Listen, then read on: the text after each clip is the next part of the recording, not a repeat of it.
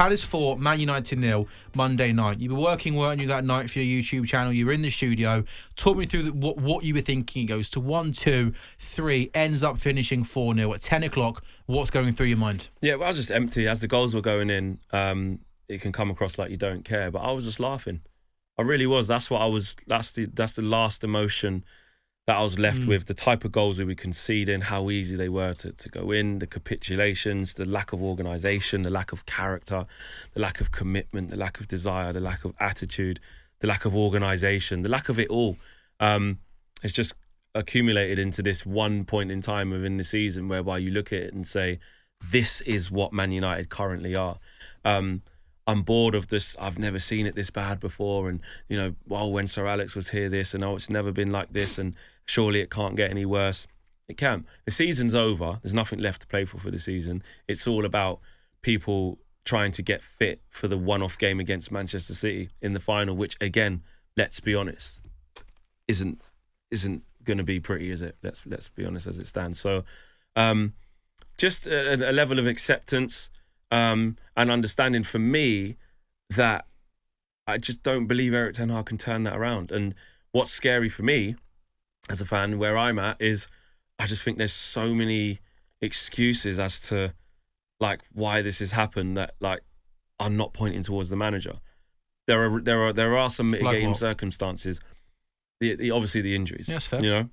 I know we joked about it in a different part of the show. It's been a lot, I know. It is a mitigating circumstance. Like when you have that many injuries, how do you build consistency? How do you build consistent patterns, etc., etc.? But we still shouldn't see that, in my opinion. Like I said, I saw Eddie Howe with hardly any centre-backs, no full-backs, came to Man United with Dummett, Kraft, guys like that. Lewis Matt Hall, Ritchie. I think, played, didn't he? Lewis Hall played one of his first games, beat Man United 3-0. He competed. In that time when they was having loads of injuries, they managed to beat PSG. They beat Arsenal at home. They steamrolled Chelsea. They beat Man United at home as well. It swings and roundabouts. Glasner's been in Crystal Palace for a few months. You can see a style. You can see an identity.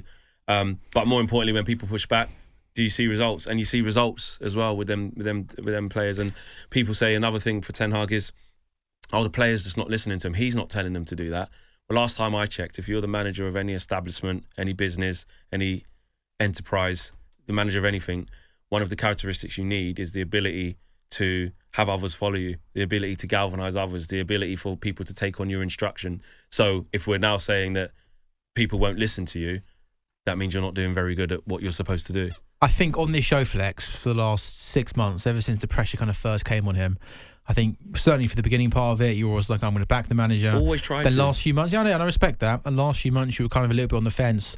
But now the first time on this show, May the 8th, you're saying Erik Ten Hag cannot be Man United manager next season. And I just don't think... Is that true? I don't think that he is going to be able to turn it around. So you think he should be sacked? I think Ineos needs to move him on, yeah. Yeah. So you're saying right now, he's got to go. He can't turn this around. I don't think he can, no. And the reason why I don't think he can is because there's just new levels of bad that keep appearing. Are you the worst coach team in the Premier League? Well, according to Jamie Carragher, we are. The stats don't look pretty, do they, in terms of shots conceded? The stats don't lie. What I don't understand is, I think, quite often, Flex, when managers of some of the top 6 teams aren't doing well, I think a lot of people use the comparison with Arteta at Arsenal and say, hang on a minute, it took Arteta a few years at Arsenal to get things going, and now look at them. And that's absolutely true. The first kind of 18 months to 2 years of Arteta at Arsenal were really bad. And they had an 8th place finish, 7th place finish. But what I think the big difference between, let's say, Arteta and Ten Hag is with Arteta at Arsenal, you could see the style of play he was trying to implement and what he was trying to do. And you're almost like, okay, it's not working right now because you haven't got the players to do that high press, to play out from the back. But after transfer window, when he brings in the right players, you can see things changing, can't you? Exactly. Whereas with Erik Ten Hag at Manchester United, you watch Manchester United, and I have no idea what you're trying to do. No. You can't defend. The gaps in midfield are absolutely frightening. I think it was Jamie Carragher, I think it was a few weeks ago. Burnley. He did it on Monday just gone, but he also did one a couple of weeks ago, a real deep dive on how easy it is for teams to get in at Manchester United. Yeah. And I remember telling you a stat against Fulham. Yeah. I remember telling you a stat a few weeks ago.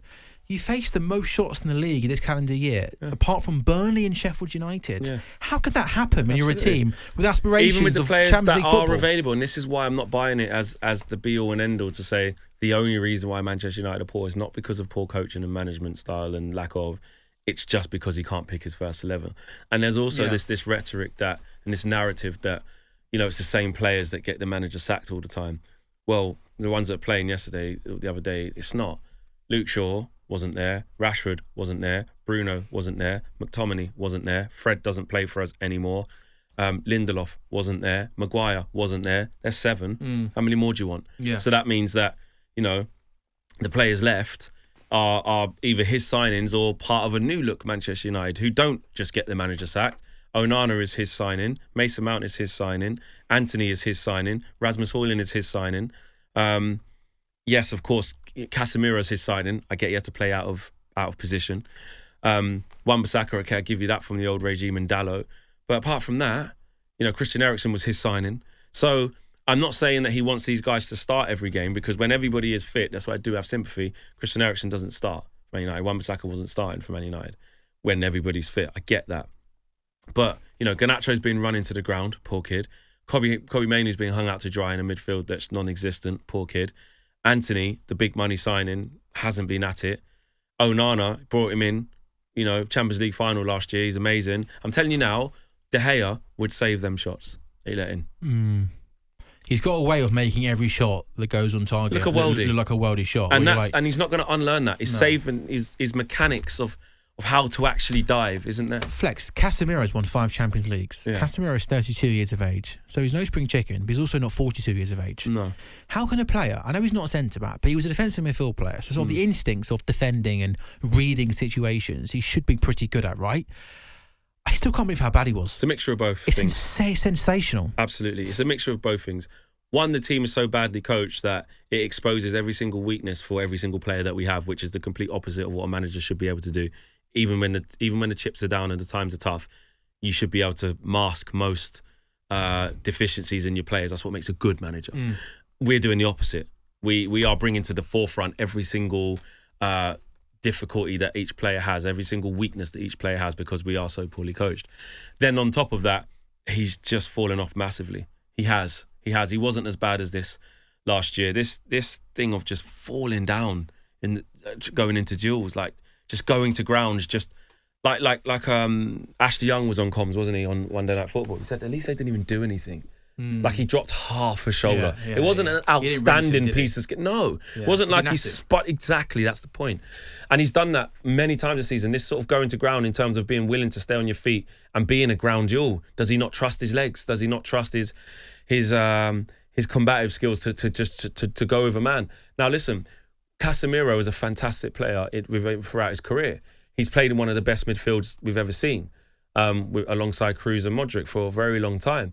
But he was in a compact team, an organised team with two generational talents around him, as well as Valverde as well, to do what needs to be done. And, behind him, let's be honest, he had absolutely world-class players there with Ramos and Prime Varane and players like that. So I'm not saying that you get away with it and someone's just holding your hand and you're not that good, but coming out of that spotlight and then being misprofiled to going to be the guy who's going to pull the strings and run the midfield and be a general. He's never been that in his whole career. He's never been that.